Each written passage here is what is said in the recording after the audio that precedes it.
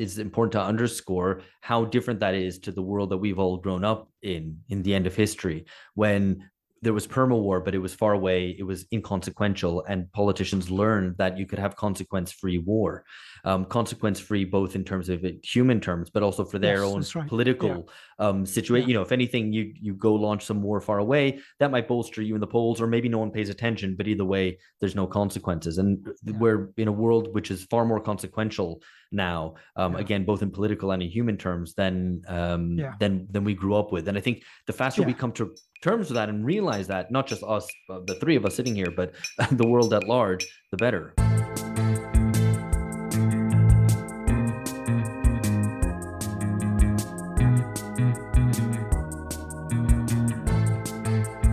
Hello, listeners, new and old. This is Bungacast, the global politics podcast at the end of history, or formerly known as Alpha Bunga Bunga. If you've been with us for a while, since we were officially called that, thanks for being with us.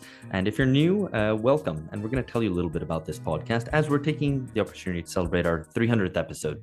And some people have satirized us a little bit as the politics of the end, and joke that we're at the end of the end of the end of history and so on. But today we're talking about the biggest end of them all, which is the possibility of annihilation, extermination by nuclear conflict. Are we looking forward to this one? I'm Alex Hohuley. I'm asking that question to George Hoare in London. Hi. Hey. And to Philip Cunliffe in Canterbury, UK. How are we feeling about annihilation? Hi.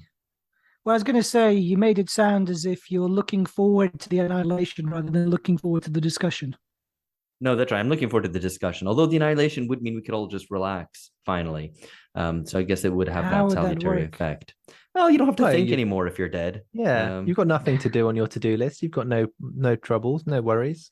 Just survival, just the next meal, how you're going to get water. You know, life is considerably simpler in a Mad Max scenario than in contemporary capitalism. So take the small mercies. Yeah.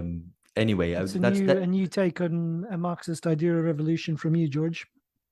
Yeah, I'm just saying, like, revolution is quite complex. It requires a lot of planning and strategy. And then when you do take power, you've got to decide how to make decisions about things and drive human history forward. It's a lot of pressure, a lot of burden. Sometimes you just want to, like, nuke and chill. That's an easier weekend. That, I should say, is the very end of the glibness, because we are talking about a serious matter. The reason is that the Ukraine war, which is effectively a proxy war between NATO and Russia on European soil, is a point at which we are closer to nuclear conflict than at any point since the 1962 Cuban Missile Crisis. In fact, we're recording this on the 14th of October, 2022. And it was 60 years ago, on the 14th of October, 1962, that Major Richard Heiser took hundreds of photos of suspicious installations in the Cuban countryside from a US spy plane, which revealed Soviet missile installations on the Caribbean island.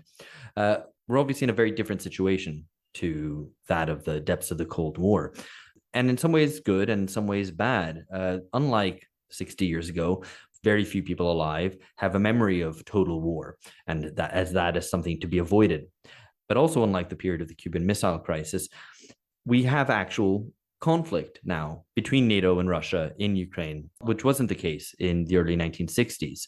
But before that, and if you're listening to this after annihilation and are living through nuclear winter, we thought we'd give a recap of Bungacast and what we've done over the past 5.5 years. We began in April 2017 with the explicit project of exploring the contours of the breakdown of the neoliberal order and looking at what comes next so that we might be able to politically respond to it.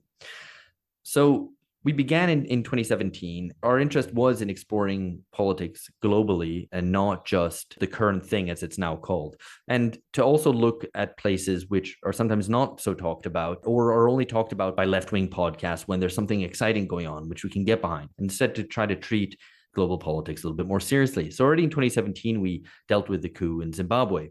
We looked at the world beyond satire with Karl Remarques. We had Angela Nagel on to discuss her book, Kill All Normies. There was at the time Aung San Suu Kyi facing accusations of ethnic cleansing and genocide against the Rohingya. So we discussed that. We covered Charlottesville, as well as Macron's election, which was a clear moment of a yuppie simulacra of a populist breakthrough. And we discussed what that might mean for Europe. You know, reflecting back on Macron, I think, he's come to be one of the and probably post Merkel, the defining politician in Europe. And we don't want this to just be a parade of, we got this right, told you so's. But I think that that initial diagnosis of Macron precisely as that antibody of the system, that the yuppie populist, his transition from that kind of form of what would later be described as techno-populism to his current role within the politics of the European Union, I think that was we got that one right. I think we kind of described that emergent phenomenon and the importance it would come to have. Phil, I mean, in 2017, you were in the midst of dealing with Brexit, and that, I suppose, colored not just your understanding of what was going on in British politics, but to a certain extent gave, was a window into a wider sort of breakdown of the neoliberal order. Yeah, definitely. I mean, that whole period, in fact, I think, it was a vindication for something that we'd been discussing, I guess, at least in private, and certainly felt around 2015. We were talking about, kind of fumbling our way to some of these ideas, the idea of the end of history prior to setting up the podcast. And it was partly that kind of prompted us to do so. And so, but the point is, it was still kind of uncertain at that point, the significance of, I don't know, say, Jeremy Corbyn being elected to leader of the Labour Party didn't seem like it was necessarily, on the cusp of this radical kind of derangement and restructuring of British party politics, let alone politics across the Western world. It turned out it was. And so it was, having the podcast as a way to help clarify our own thinking, and by trying to communicate it to the wider world and to other people about what was happening in Brexit Britain, but also the opportunity to kind of link it to developments that were happening elsewhere. So it was a good opportunity and a benefit, at least to me, of having the podcast at that time. And of course, there, Phil led on to a secret that we were indeed friends before we started this podcast. We didn't just come together for the explicit purpose of podcasting.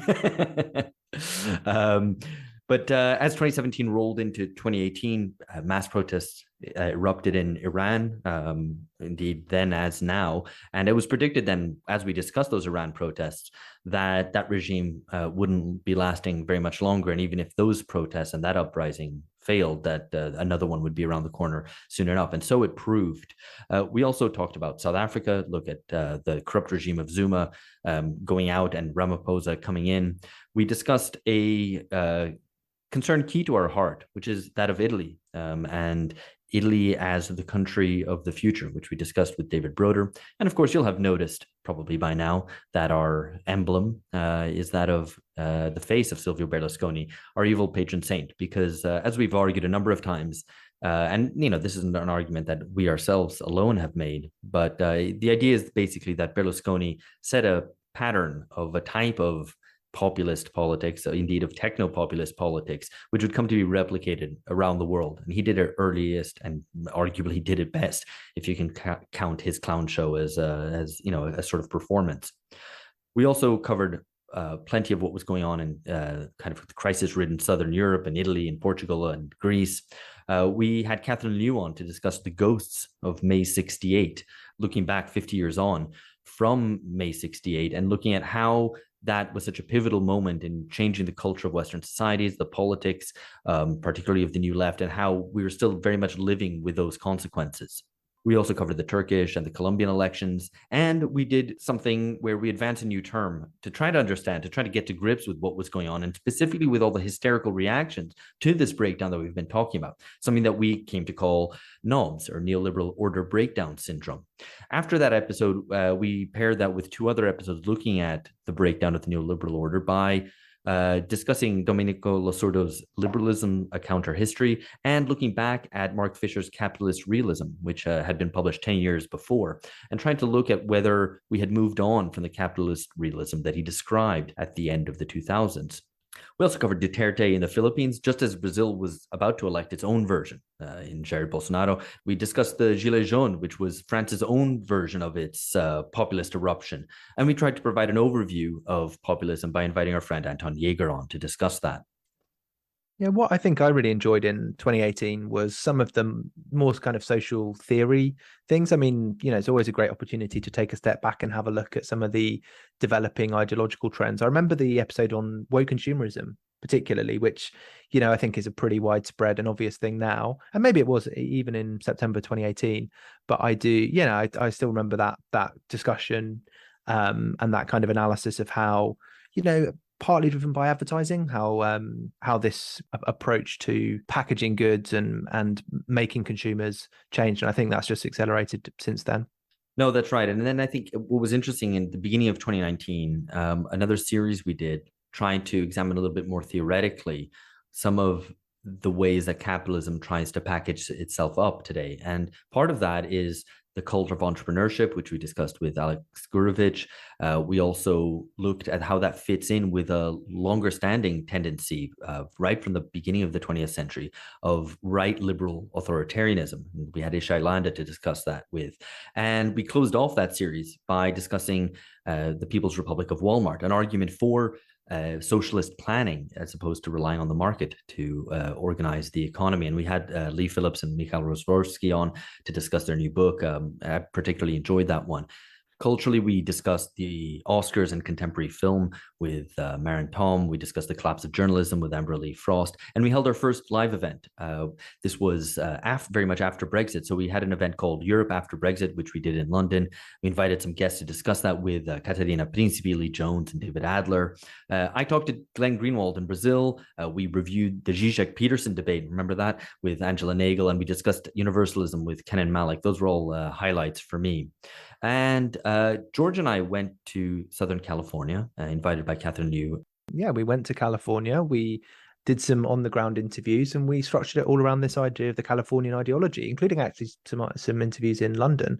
And I think that was, that combined with that Uber mention of capital series, Alex, I think that was my highlight of the year, that the idea that you could have sort of these loosely connected themes, and that podcasting is a good medium for exploring these things, these kind of like ideas which creep out and maybe connect with each other and maybe don't fully close off, but you can have discussions about them and explore them. And sorry, Phil, I mean, it was the weather was great, the food was great, we had a good time as well. Despite the fact I wasn't in SoCal for the Calibunga series. Don't call it SoCal. It was a great it was a great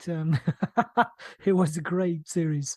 And it was still one of the most popular things we've done. I think because it touched on something which people identified all around them, this sort of unity of kind of hippie ethics with neoliberal capitalist imperatives. Hippies and yuppies together. The other big thing in 2019 was also that we started writing our book. And that was shall we say, I'm very glad we did the book, and it's been productive and useful. I would say it was probably a less pleasant process than recording some of the episodes that we did, all told. But still, obviously, it was worth it in the end. Yeah, I think it's important to say that as we were developing this perspective on global politics, as we were going through making the podcast, it was actually suggested to us by our friend Lee Jones that actually this deserved to be condensed and put together into book form, which eventually was published the following year as the end of history.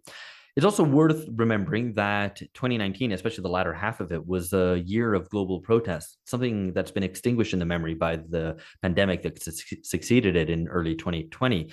But we covered the postmortem on what happened in Greece, the Syriza. We covered the Hong Kong protests, revolts in Chile and Ecuador, the fall of Rojava. And we took the opportunity towards the end of the year to celebrate our 100th episode by asking some of our favorite guests and friends of the podcast what was the end of history, to explain in their own terms for them how they experienced the end of history, or indeed how they remembered if they're not that old. And finally, we finished off the year by providing an aftermath of the UK election, which we decided was a disaster foretold because of the way that the British Labour Party was unable to, or decided not to, support Brexit, and how that saw them punished at the polls at the end of that year. Yeah, I mean, this was all part of a broader process in which the kind of left populist experiment from, let's say, 2015 until 2020 was falling apart. And so in the following year, in 2020, we provided a sort of post-mortem on left populism in April as the Bernie campaign foundered. And at the same time, Corbyn had already been defeated, as had Syriza. And meanwhile, Podemos in Spain had been pretty much incorporated into kind of ruling center-left neoliberal bloc. Only really Portugal stood out as anything slightly different. So I think that was also quite important for us, because a lot of the excitement around doing this podcast in the period that we started it was that there was expectations that there was a kind of new left emerging around what was generally called left populism. And that fell apart surprisingly quickly, which I think for us all made us feel like we had to up our game and try to really understand at a deeper level what was going on and why that failed. To try to present, or at least provide the kind of clear some path for understanding what might be a more propitious alternative. Also that year, of course, in February 2011, we had an episode called Coronageddon with Lee Jones, an expert on China, and Mark Honigsbaum, an expert who's written on the history of pandemics, not knowing, of course, what was coming for all of us. And of course, as with everyone, the pandemic and its catastrophic management was a matter that dominated a lot of our discussions over the next years, whether we wanted it to or not. We also did possibly our maddest episode, I think we'll all agree, with John McAfee, RIP, which a lot of people really disliked because he was insane. Again, he was really drunk. He drank like a whole bottle of rum, and he wouldn't stop banging on the table when he was making his points. But he was kind of an interesting guest, actually. I thought the sound quality wasn't that great, and yeah, little things going for that episode. Yeah, no, I mean he was a big libertarian guy. That's an important ideology in America, so they tell me.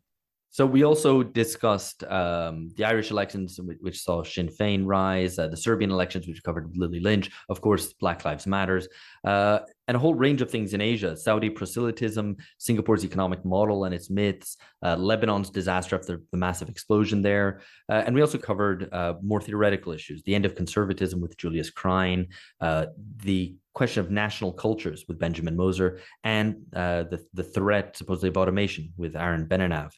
And we closed off the year by talking, of course, about the US elections with a couple of our friends, Amberly Frost, Alex Gurovich, Michael Tracy, Angela Nagel, and also had Wolfgang Streeck on, who was lovely to have on for the first time, talking about German hegemony.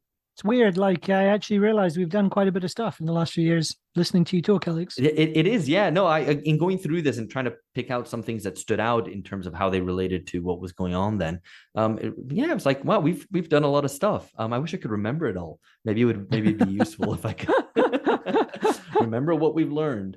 You could subscribe to the Patreon to get all That's such a good suggestion. Yeah, at least 2 bonus original episodes every single month. And if you pay $10, well, then you get access to the reading club where we discuss all kinds of things. And I'm sure that you were going to come to the reading club and talk about 2022. Good suggestion. You should definitely do it, Alex. So you're going to subscribe to the Patreon?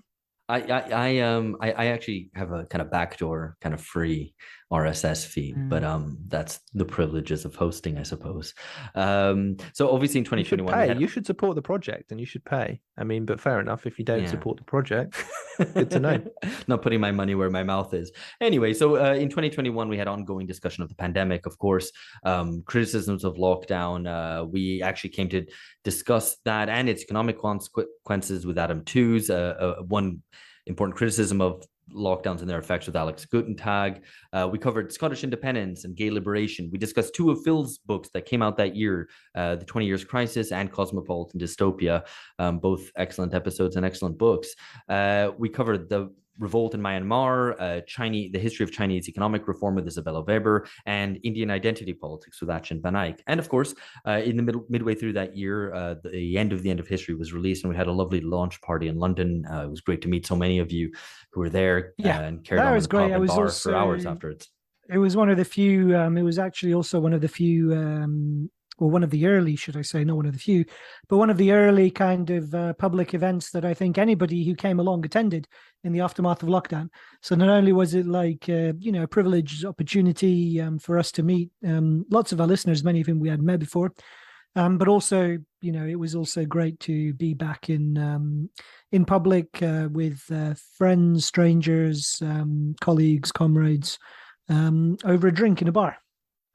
I mean, no, it was great. People were very, very starved of social and intellectual in-person events, and So we gave the people they what like even wanted. us. Yeah. Exactly. So from that low floor, it did it was just like a lot of fun, just having a few beers and talking with listeners, and hopefully we can have another event or write another book and another one after that, notwithstanding what Phil said about the it's never easy to write a book, but you get rewarded with a book launch, so we should have another one soon. Oh shit, we will. So you're going to get onto this, aren't you? I am.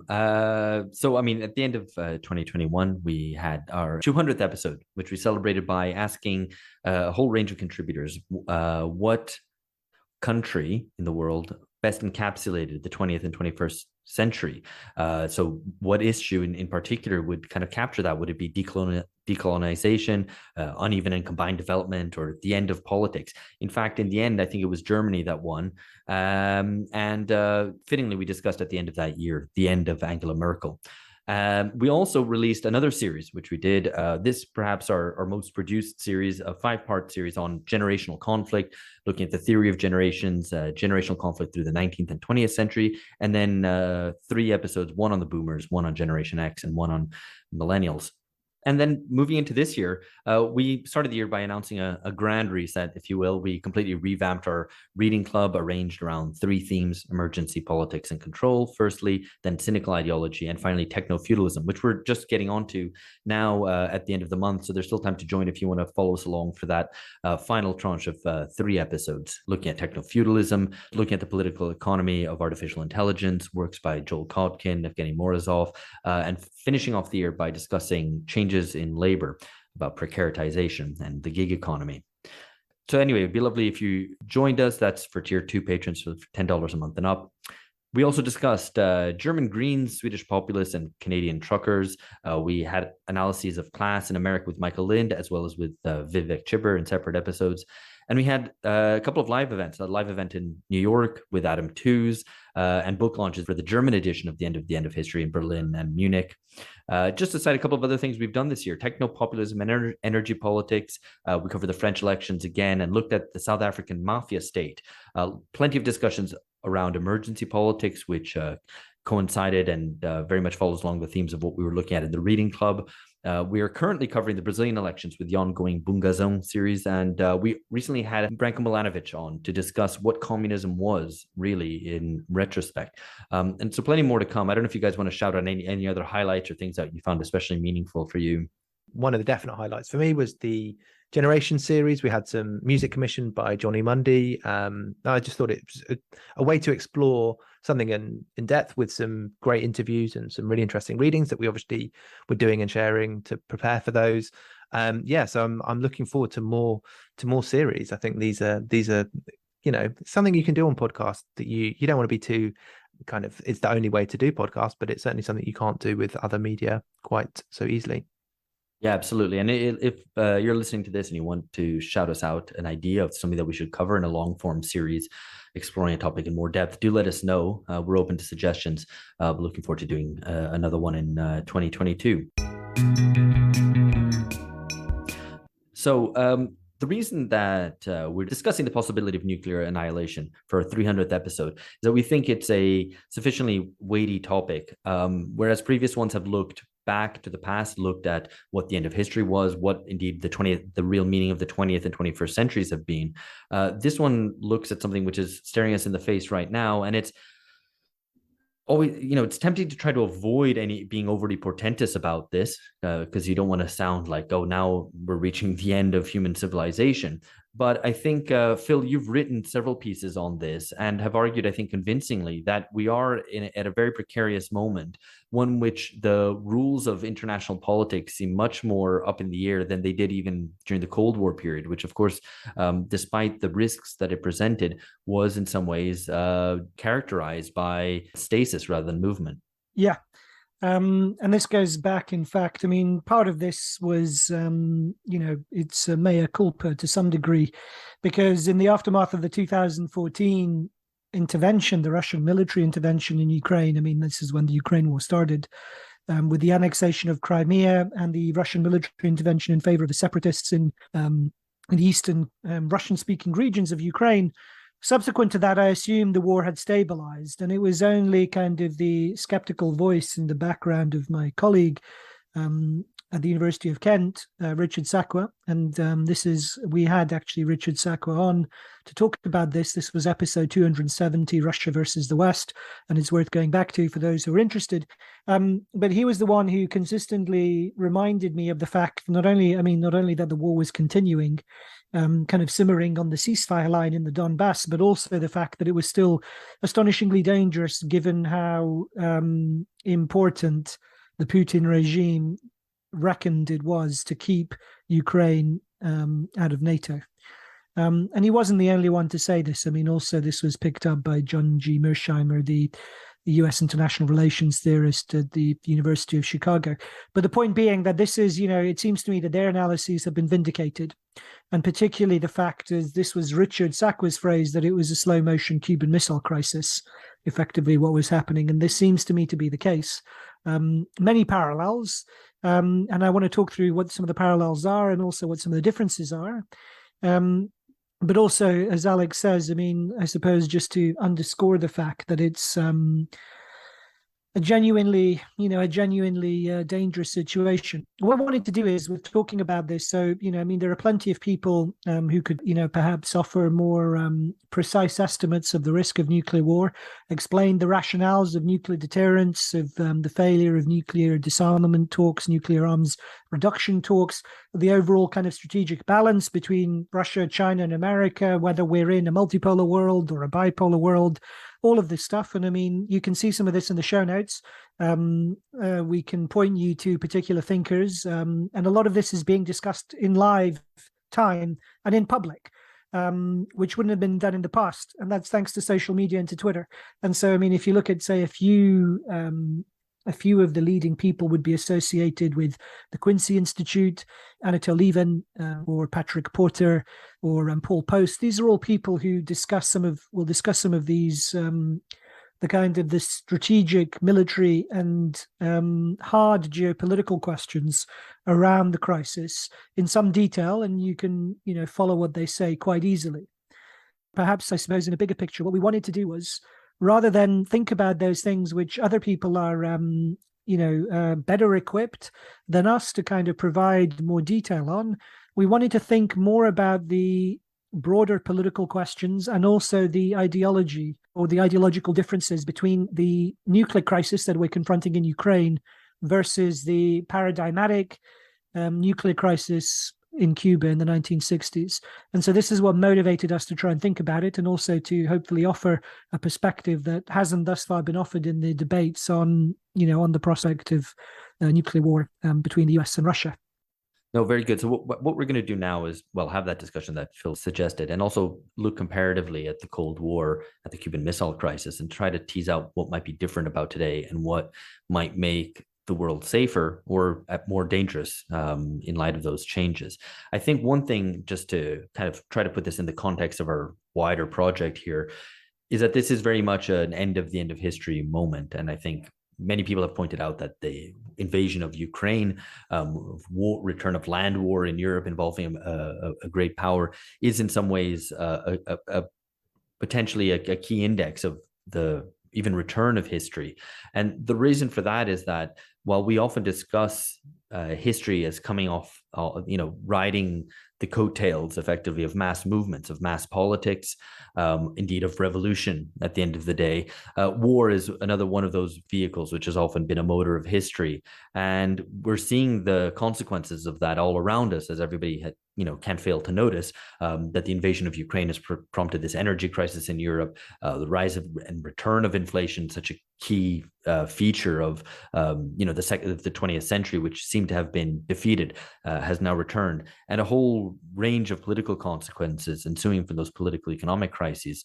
So I think I just wanted to put that in that context, and to maybe as a way of explaining why we're discussing the possibility of nuclear annihilation, because there is a temptation, I think, of trying to avoid any theorization of it, because you just hold your hands up and go, one, this is completely out of our control. If it happens, effectively it wipes out not just the present, but it wipes out any future and wipes out the past as well, because there's no one left to record it. So it seems such an absolute destruction of everything that it's hard to even get an angle on how to discuss it. Right? It either you have nothingness or you have the continuation of the world.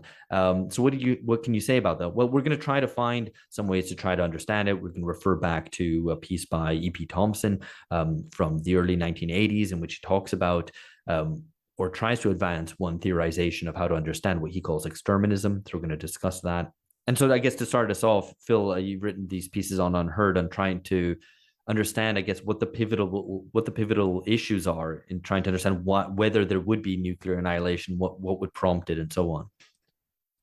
Yeah, so I mean, this was prompted some time ago by a Russian documentary that was released based around the life of a man called Stanislav Petrov, who is a Soviet lieutenant colonel in the early 1980s in the Soviet, at the time, Soviet-Russian nuclear defense forces. And it was only in the aftermath of the Cold War that his role became more widely known, and they made this documentary around him, which was half drama, half interviews with the man himself. And he was kind of cranky old eccentric at that point. But in the early 1980s, he was kind of instrumental in a particular episode whereby he refused to follow the kind of protocol of reporting up the chain of command what appeared on the Russian early warning system as a launch of American nuclear missiles. And so, as the story goes, he saved the world from nuclear Armageddon by preventing a Russian retaliation to the apparent nuclear missile strike. In the event, it turned out that it was actually that the Soviet satellites had picked up the glare of sunlight on clouds, and they mistook this for the heat signature of nuclear rockets being launched from the US. And so, I mean, people who want more details about what happened in 1983 can read the piece. You'll see it in the show notes. But I suppose what prompted me to think about it was that it wasn't the only case in which a Soviet-Russian officer saved the world from nuclear Armageddon. There are other examples given of this. And another one, which is also kind of you see bandied around on social media frequently, is a Russian naval officer who was stationed on a submarine. That was during the Cuban Missile Crisis, and that was where the other officers on the sub wanted to launch a nuclear-tipped torpedo against the US naval ship that was harassing them, because they assumed, having lost radio contact with Moscow under the waves, the officers on this sub assumed that a Third World War had already broken out, because death charges were being dropped on them from above. And because this single kind of Soviet officer, his name was Arkhipov, he decided you needed the agreement of 3 officers on the sub. He was the unanimous agreement, and he was the one who refused to concur. And so they didn't launch the nuclear torpedo, and nuclear war didn't happen. Anyway, the point is, this got me thinking about the ideological kind of aspects of nuclear crises, because it struck me that, you never hear about American officers kind of saving the world from nuclear Armageddon. It was always kind of Russian officers, and it was always presented to Western audiences that Russian nuclear officers or military officers of some description or other had saved the world from nuclear war. And so it struck me that there was an ideological element to the way in which these stories were presented, that it was a way to present kind of the story of a heroic individual in a totalitarian system exercising their moral conscience as against, the kind of these bureaucratic systems working of their own accord. And that seemed to me like an ideological fable rather than an actual account of what had happened. And so it also occurred to me like that part of the ideology surrounding these fables of these heroic individuals saving us from nuclear Armageddon, what was really perhaps a more horrifying prospect that underlay these kind of fables of individual heroism was the fact that what was actually working was mutually assured destruction. So that there was actually a stable system of nuclear deterrence. So rather than a tale of individuals triumphing against the system, what it actually was a tale of the system working as intended, that the machinery and the checks and balances worked. Yeah. And that, I think, is a more in a way, it's a more terrifying prospect than the ideas of individual heroism. So, yeah, I mean, and also in the piece, there's, I guess, another way to read this, which is not, again, against the kind of the individual sticking by their morals and their like their judgment. It's that they, how were these Soviet officers socialized? Like the system worked, i.e. the Soviet system worked. It's a fundamentally humanist and pro-human history kind of way of understanding the world. So there's an additional wavering before hitting the big red button, because Soviet Union was at least seen by some as this was carrying the hopes of humankind. So there's going to have to be quite a lot to do to kind of overcome that and destroy the whole world, or move towards that kind of move in that direction. And of course, this isn't the situation which pertains today. I mean, the more that you take that movement away from these individuals, like towards either, is it the system of mutually assured destruction? Is it the kind of pro-humanism of the Soviet system? Like today, we instead have a situation where there's a complete lack of legitimacy, I would say, of the American system, and also I would also probably to a large extent the Russian system within the framework of Russian nationalism, or very limited legitimacy. So you have a greater scope for individual action, and that is not necessarily what you want in this situation. Instead, you want individuals to express the systems, because those systems, at least in one sense, should be sufficiently rational not to destroy humankind in the process. And just one final point, I would say there is an example of American officers saving the world from nuclear destruction, and it's in the film Crimson Tide. But this, of course, is a dramatization of the Russian situation, just flipped over to the American. It's a very good film, though. And it's well worth watching. So it's Crimson Tide with Denzel Washington and Gene Hackman, who plays his opposite number. It's actually a dramatization of what happened on the Soviet suburbs in Cuba in the 1960s. Yeah, that's literally what I just said. You didn't make clear that it was a dramatization of the actual Soviet episode, though. But anyway, I mean, I'm not sure I agree with George that the Soviet Union was a triumph of humanism, and that there were kind of rivers of chocolate, and that it was a land of milk and honey. But it was. Which is it? Milk and honey, or chocolate? It was a question. It was a question that is worth raising. And I don't, as far as I know, it's not been kind of seriously considered in the scholarly literature around nuclear deterrence, is how much ideology matters, right? In terms of whether or not it makes a difference from an officer who's kind of socialized and trained in the context of Soviet communism versus an officer who's raised, trained, indoctrinated, and so on in the context of Russian humanism. And I think it's a question that's worth asking. So there is debate about how far there are ethnocentric assumptions behind Western models of deterrence, and how far the Soviets were willing to reciprocate those models in terms of their war planning. But that is, I think it's a separate question from, the idea of a universalist ideology and a nationalist ideology, and what's involved in pushing, as George says, the red button.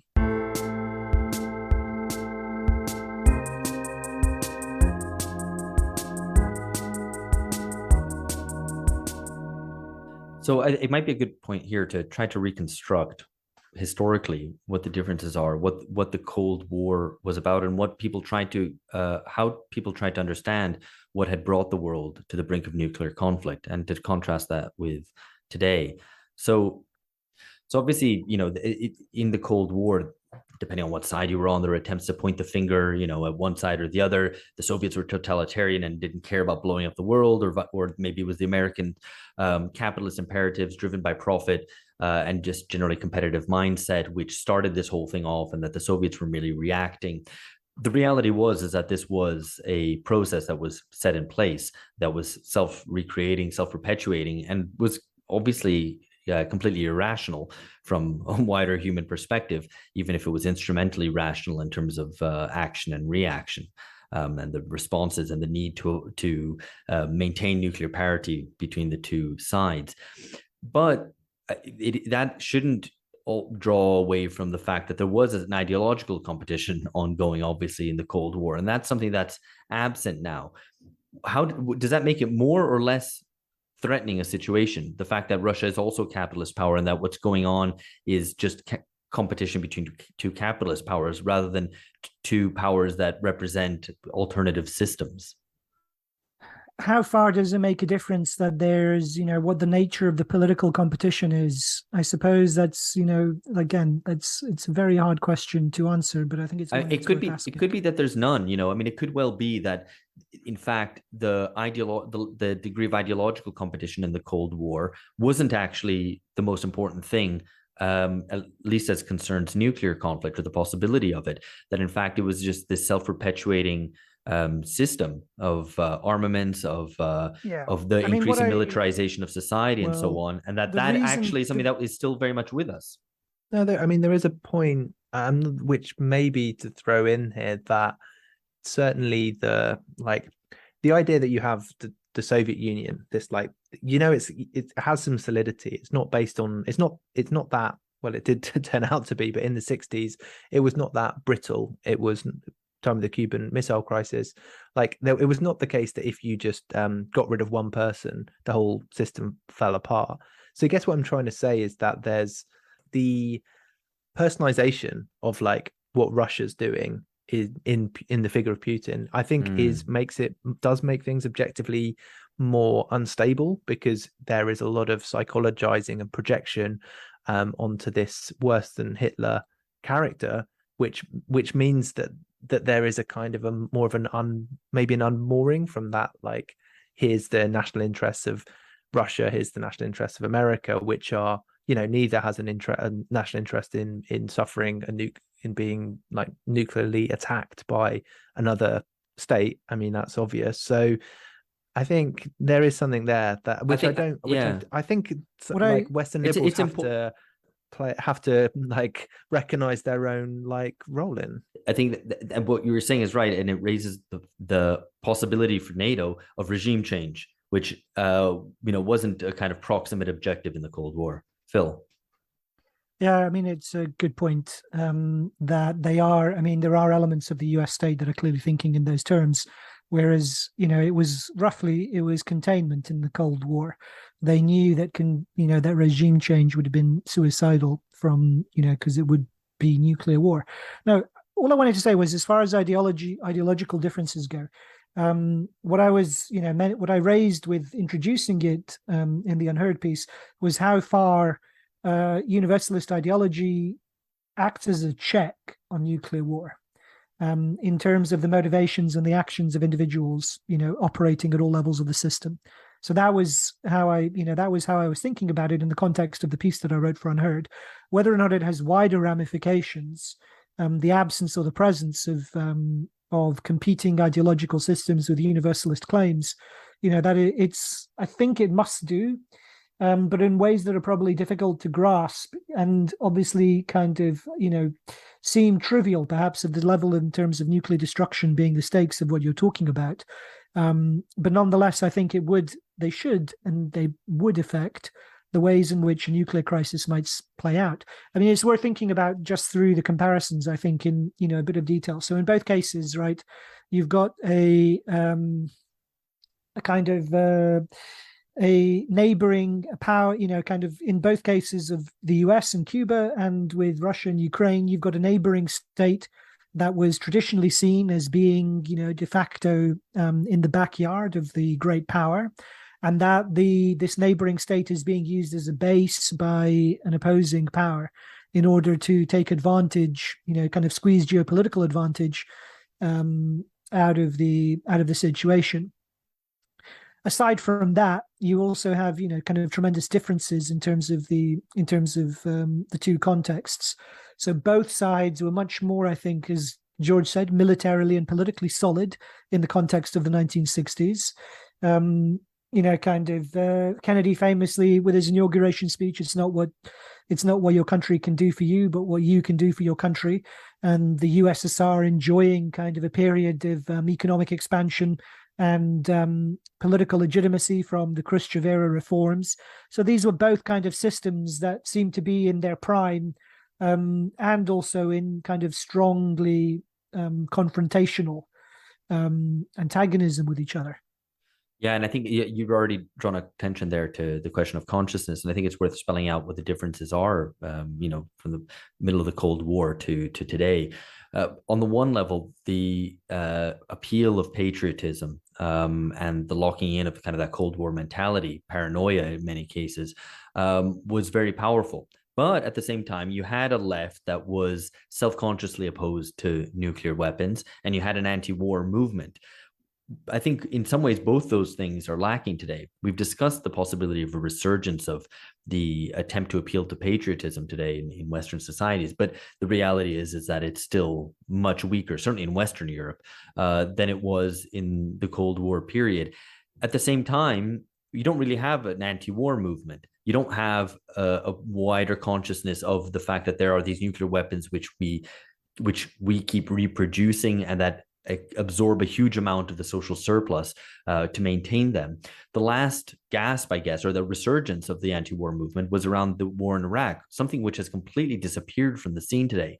So I think one thing, and I hinted at this at the beginning, that one thing that makes our current period so unstable, precarious, and throws us into the possibility of a nuclear conflict is the fact that no politicians alive today really have any consciousness of war and the importance of avoiding it. It's something that's been pursued over in distant countries by professional armies and by high-tech military hardware, where Western publics don't bear the consequences of, much less Western politicians. And Russian public too, as well. I mean, that has also been a feature of Russian military interventions in recent years, which is in contrast to both Khrushchev and Kennedy, right? Both of whom, were veterans of the Second World War, right? They had kind of they were both involved in their their respective countries' war efforts, and they both had a very and that the same would be true of kind of advisors, ministers, bureaucrats, officials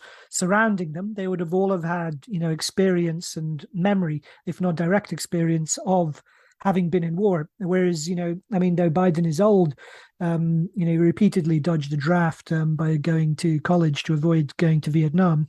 So just to throw something in there as well, I think actually we do have a consciousness of war today, but it's a different sort of war. It's the kind of, when you put something on a rolling boil, it's like the rolling forever war. So instead of these like mass mobilizations where you actually go and fight or whatever, but now it's it's always on in the background. It's always background on, hum, yeah. So now we're always at war. We've got to check the latest update, who we're at war with, and what this means for the I think that was true, military expenditure. There was that was true in the Cold War as well. I mean, that was kind of the introduction. Third World Wars constantly, and were being fought as proxy wars between the two superpowers. I mean, I think that with the difference that it wasn't happening quite, with the exception of the Cuban Missile Crisis, quite so close to the territory of the major state.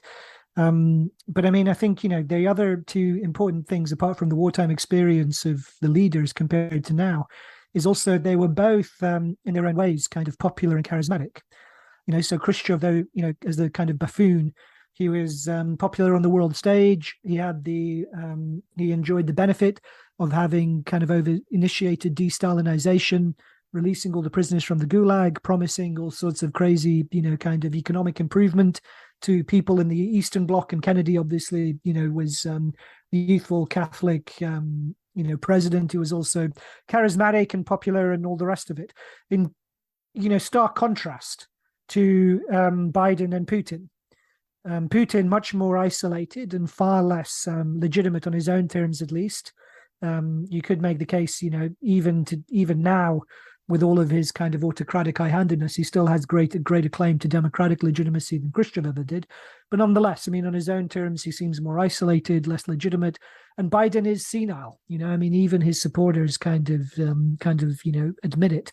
And I think they joke about it in a way to avoid the horror actually accepting the fact that they have a senile president in the midst of a nuclear war crisis, Does that which make is it genuinely shocking. Does that make it more risky? I wonder, because if you have a leader which has some trust from the deep state and the establishment, that he also acts as perhaps a lightning rod for criticism, but he's someone who you can try to influence, It's a really the good question. streets. I mean, And now, if who you're knows? trying to do that, it's not like, oh, Biden stopped doing this war, because it's not like Biden the one doing the doing, and I think that's widely acknowledged. So it makes it But it all a means game it's of not shadows. clear who's in charge. But so I mean, his advisors and people in the State Department walk back from claims that he makes, say, over the US's commitment to defending Taiwan. So that suggests that there is no kind of clear, maybe there's kind of shifting coalitions of in the US deep state behind him that are gouging each other in their attempt to kind of become the puppet master or the power behind the throne. And it's very hard to tell from the outside how that works.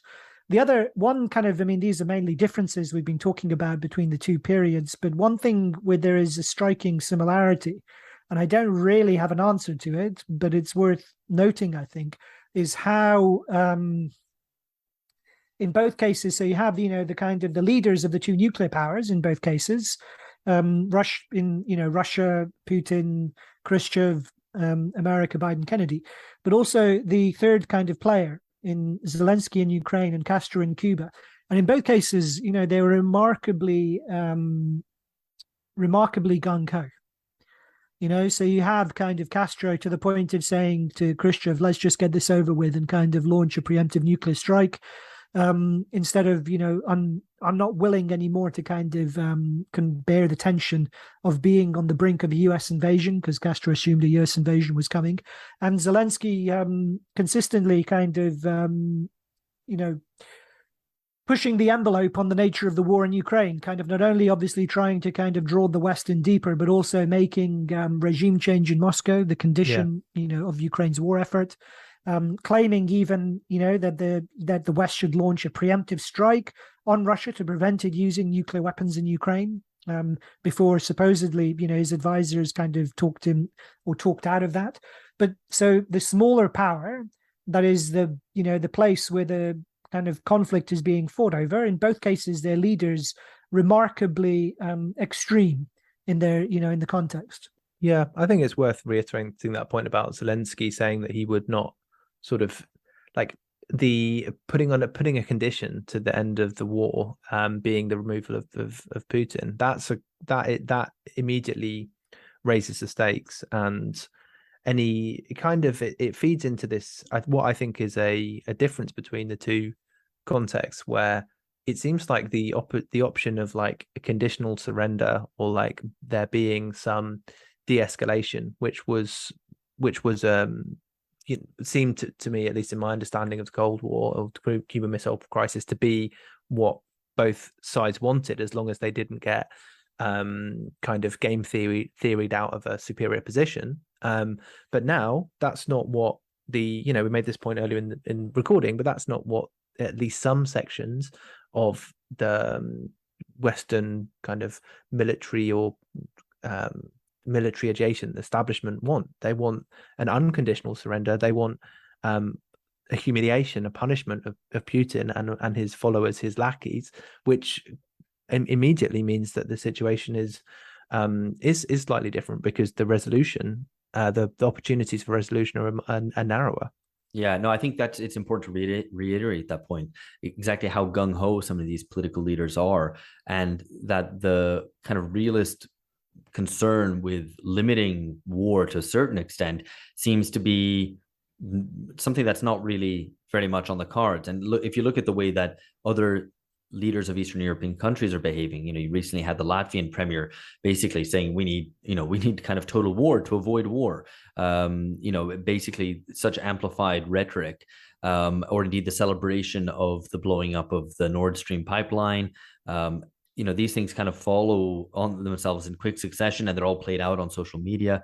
So it makes the situation kind of more volatile. Yeah. At the same time, and I think I want to get onto something which Phil has written on, is the absence of mass participation, because of course, to recall, one of the key themes of the end of history is that you have a return of politics. You have suddenly a breaking through of what was a very inertial situation during the end of history, but without the return of masses to politics. And in some ways, this makes the situation more volatile. But it also means that you do not have the mass nationalism and patriotism that you saw in the lead up, for example, to the First World War, a period that some people have drawn attention to as a correlate to ours. But I think, something is very fundamentally different in that you do not have masses on the streets cheering on war and the coming of what would be the world war.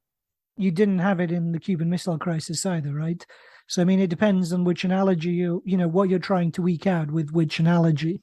And I mean, I suppose I always wondered where, what did people do during the Cuban Missile Crisis? Did those who had TVs, did they huddle around the TV the whole time? Was everyone kind of glued to the radio? Were people watching TV screens outside of TV shops, or did people kind of go about their lives? I always wondered. And I think the answer is that probably it happened the way it's happening now. Everyone's getting on with their lives. And I think that's a symptom there is a difference. Of powerlessness. There is a difference. I think one of those differences is that, as far as I understand it, there would have been at that point a series, for example, for school children, a series of drills. Like, what happens in the event of a nuclear strike? Get under your desk. There's like a greater, and that's a very low level of mobilization, you might say, but it is something which is like, this is what you like. This is a possibility. This is what you have to do in this eventuality. This is it was all theatrical as well. It was, but we don't have that today. Instead, you have a different sort of like pseudo mobilization, which is people through social media can sort of participate in quote unquote popular IR. Like, they can provide their analysis, they can provide their take, and they can to a greater or to a larger or smaller audience express their opinions on it. But I think it's it is. I suppose what I was trying to get across was passivity and powerlessness is what kind of explains the bizarre kind of disjuncture between this extraordinarily intense and dangerous moment in geopolitics and the total kind of ordinariness of everyday life as it continues. People aren't in the streets, either demanding escalation or demanding restraint. And it's because I think it's it speaks to the depth of political alienation. There's been some, significant anti-war protests and anti-mobilization sentiment in Russia. But outside of that, it's total kind apathy reigns. And it speaks, I think, to just how little control people have politically over their deep states in particular, and foreign policy. That is just kind of the drift and the powerlessness is very evident. Everyone goes about their daily lives despite the possibility of a genuine possibility of a nuclear war. Yeah, and obviously our argument here isn't that we should all be, frightened in our skin and making preparations for nuclear conflict, but on the contrary, that we should be politically aware and in fact demanding an end to the conflict in Ukraine and putting, I think, peace at least at the kind of forefront of the discussion.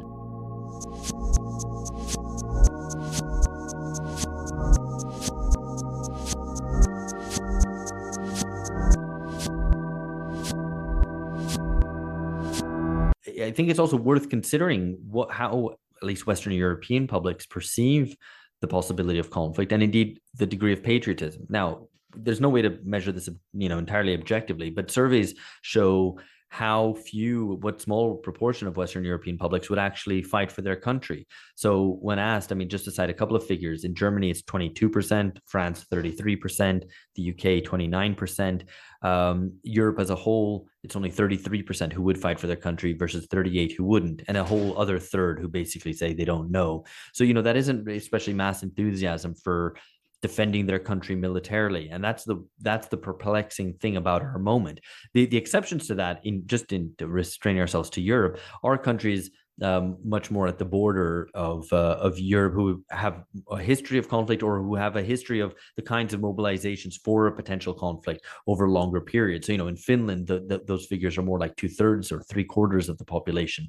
Turkey they as also well, have and so on. conscription. They have conscription in both those countries as well. So exactly. I imagine that plays a role in also in kind of enhancing the kind of willingness to fight for one's country. I think also, those numbers are also partly reflections of conscious choices made by state elites over time, and also partly a reflection of nuclear war itself, right?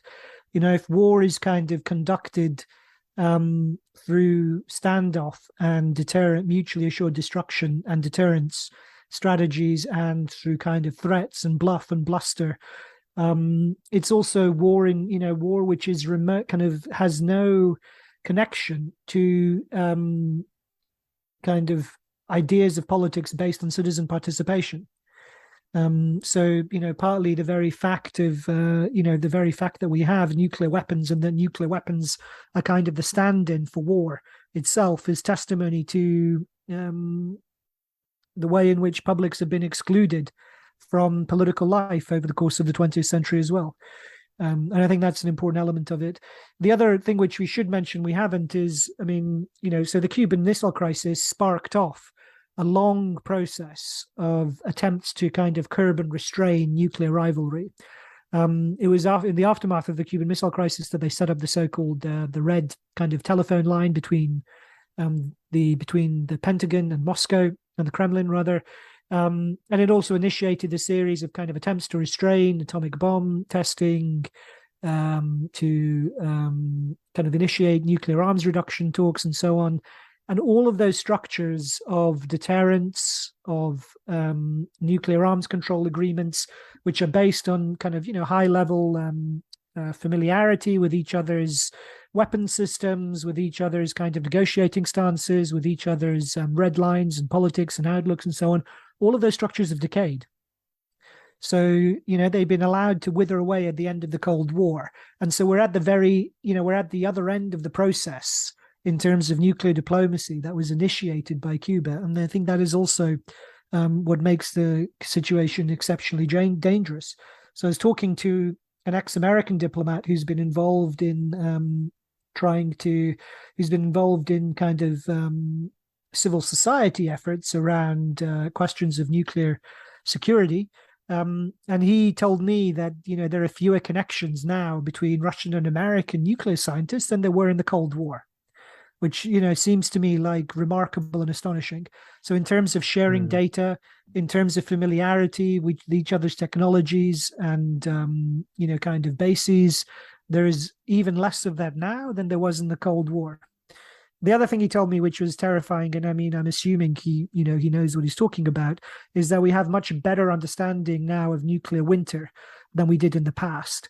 And that the models for modeling nuclear winter scenarios are actually much better in terms of their accuracy and predictive capacity than climate change models are, for instance, because we have very direct kind of examples of, or analogous examples that have provided data that can be fed into models. And that's what do they say? Explosions.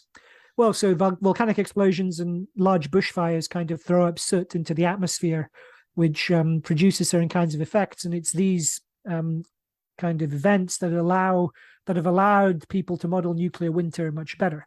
Anyway, according to what he was telling me, his familiarity with the nuclear modeling scenarios is that, so a nuclear war between Pakistan and India, so which is to say a small scale nuclear war by comparison with a nuclear war between Russia and the US, it's estimated would lead to 2 billion deaths. Right. So, a few, tens of millions perhaps in the initial nuclear exchanges. But the consequences of nuclear winter, the breakdown of agriculture would lead to mass starvation as well as disease, and the general kind of economic disruption would lead to deaths from hunger and disease and disorder on that scale. As a result of so many milligrams of so-called black carbon being thrown up into the atmosphere. And he says says very, very clearly that we would not have concerns with global warming for many, many years after a nuclear war.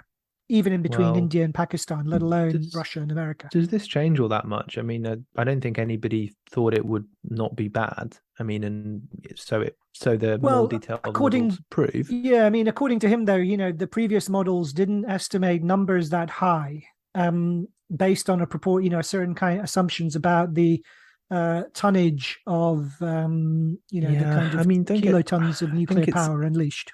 important not to get too wrapped up in this kind of, it's another variety of apocalypse. We have enough kind of popular portrayals of apocalypse. I mean, not to say that there's not.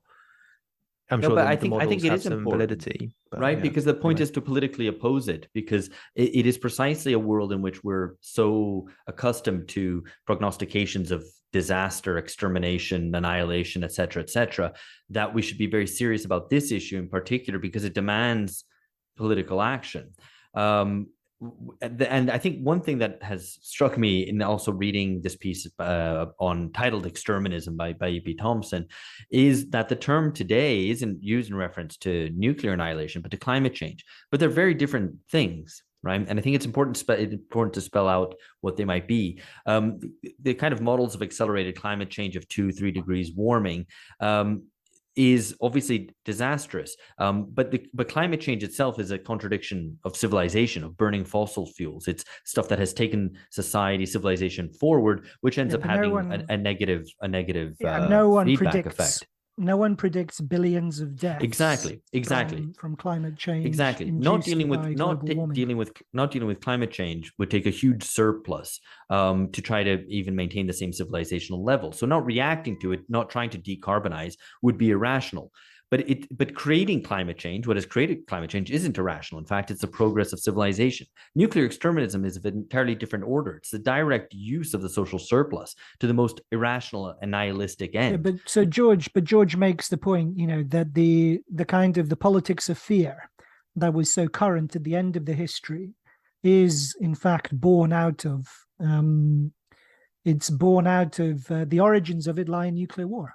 And the apocalyptics, the kind of the apocalypticism of climate change also stems from initially, that model of exterminism stems from nuclear war. And I mean, it's important in as much as, kind of from E.P. Thompson's point of view, it's a popular front, kind of a human front. It's the ultimate kind of grand popular front in which class interests are dissolved away into, instead of fighting the Nazis, it becomes kind of ending nuclear war. But he explicitly justifies the dissolution of politics, so a post-political kind of scenario, essentially, justified by the scale of the threat that's needed to overcome the risk of nuclear war. And this is what motivates the campaign for nuclear disarmament and unilateral nuclear disarmament. I think that's a difference from what we're suggesting here. Because I don't think it. I'm not making the case for nuclear disarmament, let alone unilateral nuclear disarmament, which I think would be crazy. But the idea that it requires kind of diplomacy between great powers, very basic kind of aspect of power politics, that it requires a return to nuclear arms kind of multilateral nuclear arms control and efforts.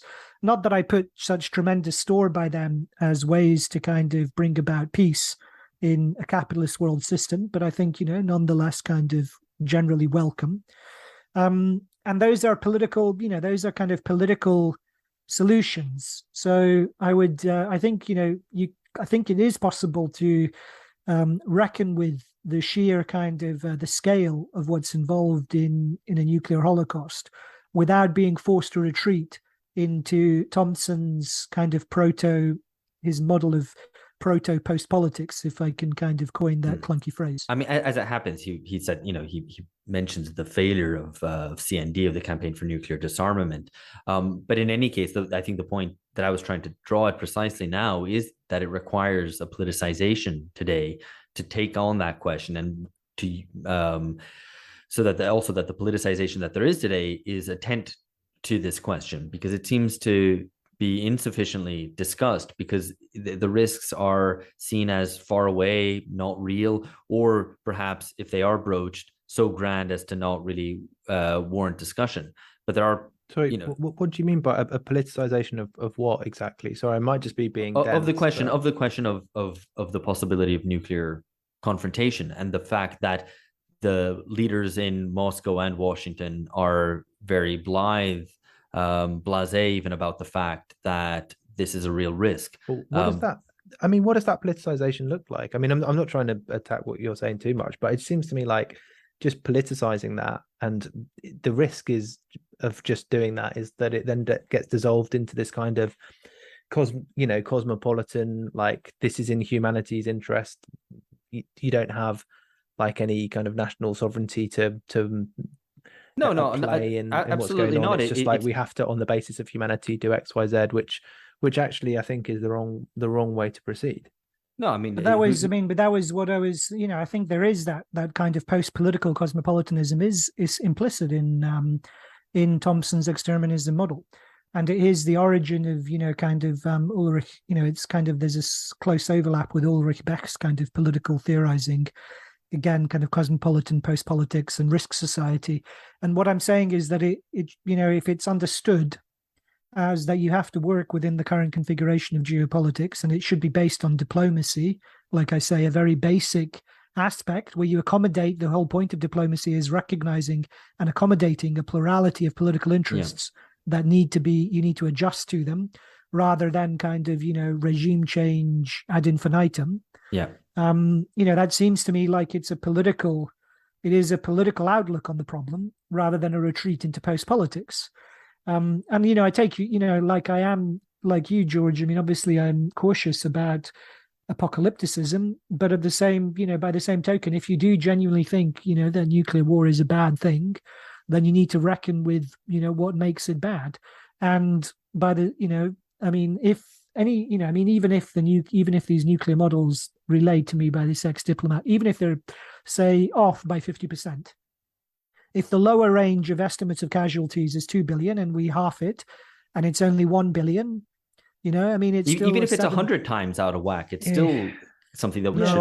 I think it does play an ideological role. It's like it does play an ideological role, because it's like, this thing is so bad that all of the rules need to be thrown. I mean, I kind of, it's not about all it's precisely not all the rules have to be thrown out. It's precisely an argument for political realism, and only kind of mass politicization can force political realism on our political elites, who are completely have kind of given up on diplomacy and any calculation of political realism, under the post-political cosmopolitanism of the end of history period, in which they're able to pursue war at willy-nilly wherever they want without any consequences. And that's the difference. So Thompson is offering kind of this proto-post-political model of exterminism. He's offering it as a response to the national security states of the Cold War. Whereas we're in the situation where we have a nuclear kind of crisis that's emerged out of post-political cosmopolitanism, effectively. And so the answer is how you respond to a nuclear crisis that's emerged out of post-political cosmopolitanism, not from the nuclear stand, the geopolitics and the ideological rivalry of the Cold War. And in that context, it seems to me to make sense that, given kind of elite detachment and the sheer lack of responsiveness of states to their populations, both East and West, it does make sense to suggest, that kind of ensuring, that the condition of their ability to go into this crisis is their detachment from popular interest. And if you're able to express popular interest better, you could check the tendency towards warmongering, which is, so evidently at work in their relations at the moment. So, Phil, you've written a book on cosmopolitan dystopia. Do you see this like thesis as being vindicated by the movement towards nuclear war, to the extent that, like, if we were to see this, it would be both a vindication of that argument and also obviously a terrible empirical situation to be in? I suppose so. I didn't, so the book, the book Cosmopolitan Dystopia talks about the increasing, the thesis is that the recurrence of military intervention has eroded state sovereignty, eroded centralized sources of political order, and resulted in not, the kind of cosmopolitan vision that we were promised, but a cosmopolitan dystopia. And this would lead to great power conflict as they start encroaching on each other's spheres of influence. So, I mean, the encroachment in other spheres of influence, is definitely, obviously that's occurred, and that's why there is a war in Ukraine.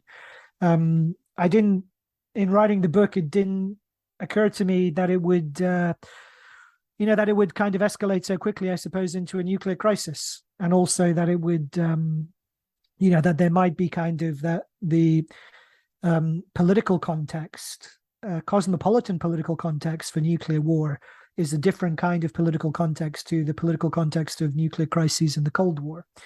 And that's become kind of clearer to me through the course of this discussion. Yeah, and we should add, of course, that this is something which is an ongoing issue. I think even if the Ukraine conflict were to reach a sort of an armistice of some sort, even a seemingly lasting peace deal, which actually doesn't seem very much on the cards at all, the increasing great power rivalry with China means that these sorts of eruptions of conflicts in localized areas, but which could spiral out further, continue to be a reality, whether it's something, some conflict over the South China Sea or whatever. So I think that just is important to underscore how different that is to the world that we've all grown up in the end of history, when there was permawar, but it was far away, it was inconsequential, and politicians learned that you could have consequence-free war, consequence-free both in terms of human terms, but also for their own political situation. If anything, you go launch some war far away, that might bolster you in the polls, or maybe no one pays attention, but either way, there's no consequences. And we're in a world which is far more consequential now, again, both in political and in human terms than we grew up with. And I think the faster we come to terms with that and realize that, not just us, the three of us sitting here, but the world at large, the better.